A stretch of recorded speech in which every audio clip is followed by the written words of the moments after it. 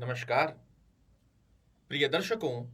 यदि आप एक कन्या राशि के जातक हैं और वर्तमान समय में आपको दाम्पत्य जीवन में समस्या देखने को मिल रही है, जितनी अर्निंग आप डिजर्व करते हो वो आपके पक्ष में नहीं आ रही है, आपकी डिजायर्स पूर्ण नहीं हो पा रही है, व्यक्तित्व की स्थितियां बड़ी द्विस्वभावी स्थिति में बनी हुई है, क्या करें क्या ना करें, करना चाहिए नहीं करना चाहिए, इस प्रकार की स्थिति या ओवर कॉन्फिडेंस देकर आपके ही हाथों से चीजें अस्त व्यस्त हो रही है, मेहनत कर रहे हैं किंतु रिजल्ट नहीं आ रहे हैं, तो आज का ये कार्यक्रम सिर्फ और सिर्फ आपके लिए बनाया जा रहा है। और विश्वास मानिए, इस कार्यक्रम में मैं आपकी समस्या को भी बताऊंगा और उसका समाधान भी देने जा रहा हूं।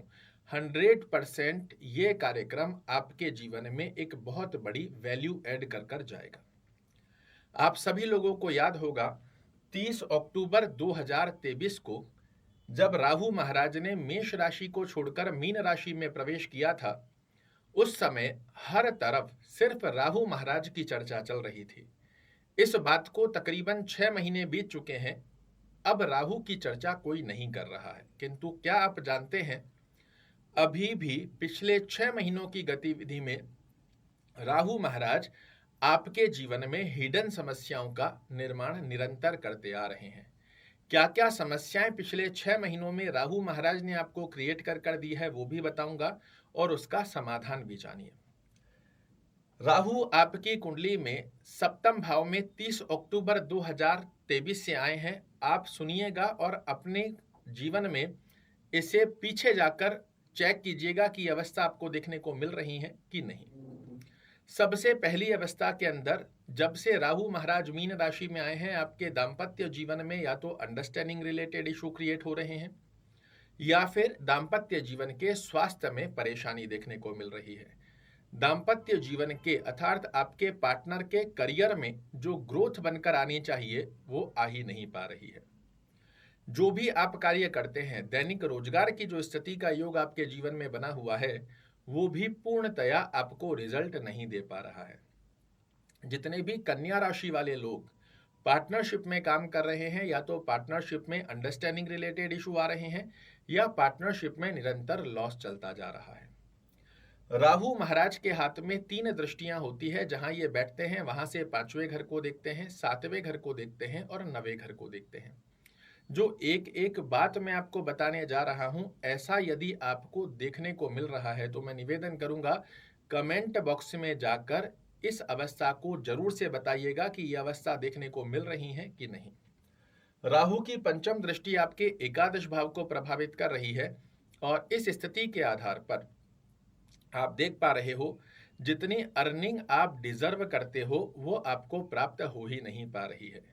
कई लोगों का प्रमोशन होने वाली स्थिति के अंदर आपके विचार बने हुए थे, किंतु प्रमोशन तो दूर, इवन हम एक पद नीचे आकर खड़े हो गए हैं। अर्निंग के लिए लाख प्रयास करने के पश्चात भी वो अर्निंग डिजर्व नहीं कर पा रहे हैं जितनी हम पहले किया करते थे। डिजायर्स, जो आपकी मनोकामनाएं बनी हुई है, इसे पूर्ण करने के लिए आप अपनी तरफ से पूर्ण प्रयास कर रहे हो, किंतु वो अवस्था आपके पक्ष में नहीं आकर दे रही है। छोटे छोटे स्वास्थ्य रूपी योग की परेशानी का योग बनता आ रहा है, तो साथ ही बड़े भाई बहनों से संबंधों में आपको मधुरता की स्थिति में कमजोरी देखने को मिल रही है। सप्तम दृष्टि से ये आपके लग्न को प्रभावित कर रहे हैं, और राहु का लग्न को प्रभावित करना ये किस प्रकार के प्रभाव देता है, तो व्यक्ति को बड़ा द्विस्वभावी बना देता है। कोई भी कार्य करूं ना करूं, करना चाहिए नहीं करना चाहिए, इस कार्य को ऐसा ना कर कर ऐसा कर लेते तो बेटर होता, या फिर ओवर कॉन्फिडेंस देकर अपने ही हाथों से आपके जीवन में चीजों को अस्त व्यस्त करवा रहा है। बार बार आपको शॉर्टकट रास्तों की तरफ आगे बढ़ने के लिए उत्साह रहा है। रातों रात कैसे मैं धनवान बन जाऊं, जो पिछले समय में लॉस हुआ है इसको रातों रात कैसे कवर कर लूं, इसकी गणित आपको लगा कर देता है और उसे आप पूर्ण करने का प्रयास करते हैं और उसके रिजल्ट बिल्कुल नकारात्मक आ रहे हैं। नवम दृष्टि से आपकी मेहनत की स्थितियों को राहु बैलेंस नहीं होने दे रहा। मेहनत आप कर रहे हो, किंतु जब बात आती है रिजल्ट की तो वो नहीं बनकर आने दे रहा। तो बहुत से मिथुन राशि वाले जातकों को मेहनत की तरफ, अपने काम की तरफ रुचि जागृत होने ही नहीं दे रहा। रोजाना सुबह उठकर प्लानिंग करते हो कि आज मुझे ये कार्य करने हैं, पूरा दिन बीत जा रहा है, किंतु उन कार्यों को या तो आप कर नहीं पा रहे हो, और अगर करने का प्रयास कर रहे हो तो उसमें सफलता का योग नहीं बन पा रहा है।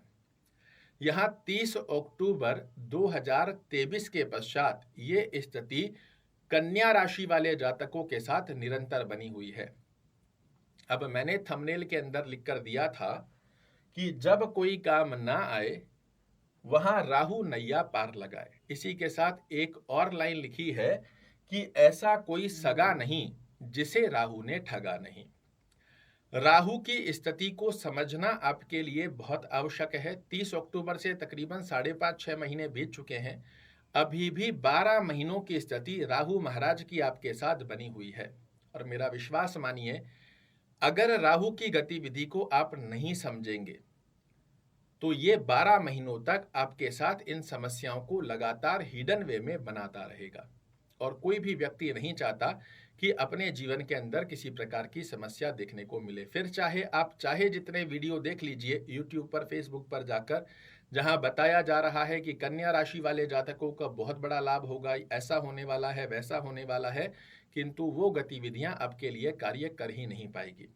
आप इसे ऐसा समझिए कि आप जीवन में आगे बढ़ना चाह रहे हो, किंतु यदि कोई आपका पैर पकड़कर खड़ा हो गया, आप चाहकर भी आगे बढ़ नहीं सकते। तो सबसे पहली गतिविधि क्या है कि जो पैर पकड़कर खड़ा है उससे पैर छुटाया जाए। और पैर कौन पकड़कर खड़ा है? तो राहु महाराज। अब इनकी स्थिति को समझना आपके लिए आवश्यक है कि ऐसा क्या किया जाए ताकि ये समस्या हमें देखने को ना मिले। तो शास्त्र कहता है ये वो छलिया ग्रह है जिसे समझना हर व्यक्ति के जीवन में बहुत ज्यादा जरूरी है, क्योंकि इससे आप साधारण तरीके से तो नहीं जीत सकते। जिस ग्रह ने देवताओं को मूर्ख बना दिया, आप सभी लोगों को याद होगा जब अमृत पान हो रहा था, दैत्य होते हुए भी ये देवताओं की लाइन के अंदर बैठ गए, अमृत का पान कर लिया, अमर हो गए और देवताओं को पता तक नहीं पड़ा। तो जो ग्रह देवताओं को मूर्ख बना सकता है वो हम साधारण व्यक्तियों को तो बहुत सहज तरीके से नकारात्मक दृष्टिकोण की तरफ निरंतर डाल सकता है। तो राहु की स्थिति को कैसे समझा जाए? पहली अवस्था जो कि राहु को प्रसन्न कर कर नकारात्मक होते हुए भी आपके लिए सकारात्मक रिजल्ट देने की मजबूर बना देती है।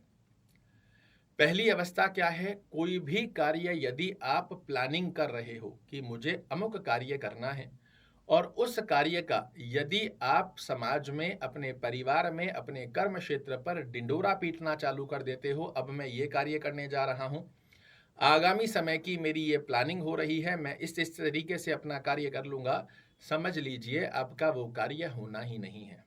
और पिछले 6 महीनों में भी आपने देखा होगा प्लानिंग तो आपने बहुत सारी की है, किंतु उसके रिजल्ट की स्थिति के योग आपके पक्ष में बन ही नहीं पाए।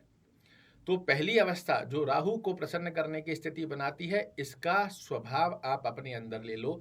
ये जो भी कार्य करते हैं साइलेंट वे में करते हैं, और आपने यदि साइलेंट गतिविधि का योग, कोई भी प्लानिंग कर रहे हो, व्यापार को लेकर है, परिवार को लेकर है, अपनी जॉब को लेकर है, अपने ट्रांसफर को लेकर है, अपने प्लेस को चेंज करने की स्थिति में है, जितना ज्यादा साइलेंट वे में आप कार्य करोगे उतने सफल होने की परसेंटेज आपके द्वारा मेहनत की जाएगी, उसका तो लाभ बनेगा ही बनेगा। राहु महाराज आपको उसमें बड़े अच्छे लाभ निकाल कर दे देंगे।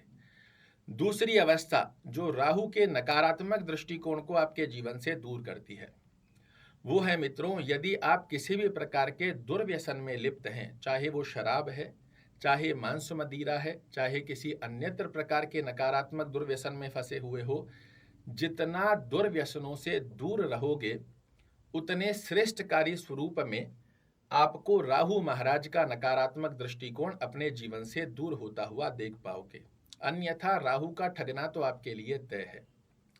तीसरी अवस्था में हमने चर्चा की थी कि राहु महाराज आपका पैर पकड़कर खड़े हैं, तो इनसे कैसे पैर छुटाया जाएगा? नित्य सायंकालीन समय में, शाम के समय में जब सूर्य अस्त हो जाता है, उस समय में ओम रांग राहवे नमः, RAANG रांग राहवे नमः, इस मंत्र का रोजाना एक माला आप जाप करना चालू कर दो। एक मोर पंख आप अपने गद्दे के नीचे लगा कर रखिए जहां आप सोते हैं। रॉक सॉल्ट जो सेंधा नमक होता है डली वाला, इसके 5-7 छोटे छोटे टुकड़े कांच की कटोरी में डालकर अपने ही रूम में दक्षिण पश्चिम कोने में रखिए। हर 1 महीने में पुराने नमक को फ्लश कर दीजिए, नया नमक फिर से डालकर रखते हो, बड़े अच्छे योग देखने को मिलेंगे। शनिवार के दिन या रविवार के दिन 2 बैंगन और थोड़ी सी राई जिसे आप सब्जी में छौंक लगाने के प्रयोजन में लेते हैं, इसे घर के आसपास में कोई शिव मंदिर हो वहां पर यदि आप अर्पित करते हो, ये राहु के नकारात्मक दृष्टिकोण की स्थिति को आपके जीवन से दूर रखता है। नकारात्मक दुर्व्यसनों से दूर रहने पर आपके शरीर को राहु नहीं जकड़ पाएगा। राहु के जकड़ने का दूसरा स्थान होता है आपका घर। जी हाँ, आप बिल्कुल सही सुन रहे हैं, राहु की जकड़न प्रभावित होती है दूसरे स्वरूप में आपके घर में। क्या करना चाहिए? तो पहली स्थिति के अंदर घर में इलेक्ट्रॉनिक प्रोडक्ट अगर आपके खराब हैं और कभी सही हो ही नहीं सकते, उसके बाद भी हम उसमें मोह डालकर बैठे हैं कि ये हमारे हैं, इस मोह को आप हटा दीजिए। आपको अनुमान भी नहीं है कितना नेगेटिव इफेक्ट वो खराब इलेक्ट्रॉनिक प्रोडक्ट आपके जीवन में कर रहे हैं, क्योंकि इलेक्ट्रॉनिक प्रोडक्ट के ऊपर पूर्ण तरीके से राहु का कब्जा होता है। अगर कोई इलेक्ट्रॉनिक प्रोडक्ट ऐसा है जो ठीक हो सकता है फिर भी वो खराब पड़ा है, तो इसे तुरंत रूप से चुस्त दुरुस्त कराइए। बंद घड़ियां आपके जीवन में सफलता के रास्तों को भी बंद कर रही है। ऐसे में यदि आपके घर में बंद घड़ियां हैं, इन्हें तुरंत रूप से बाहर कीजिए। अगर ठीक है सिर्फ सेल चलने की वजह से ही उसे आपने बंद कर रखा है, सेल डलाकर उसे चालू कीजिए। बंद घड़ियों की स्थिति का योग आप घर में मत रखिए। जितनी ज़्यादा गंदगी अपने बाथरूम को आप मैनेज नहीं करके रखोगे, जितना ज़्यादा धूल मिट्टी की स्थिति का योग आपके घर में रहेगा, ये राहु के स्थान बताए गए हैं शास्त्र मत अनुसार। अपने घर को साफ सुथरा बनाकर रखो, बाथरूम को बिल्कुल क्लीन करके रखो। आपका जो स्टोर है इसमें फालतू का कूड़ा कचकट बिल्कुल मत रखो। राहु का जाप निरंतर करते रहो।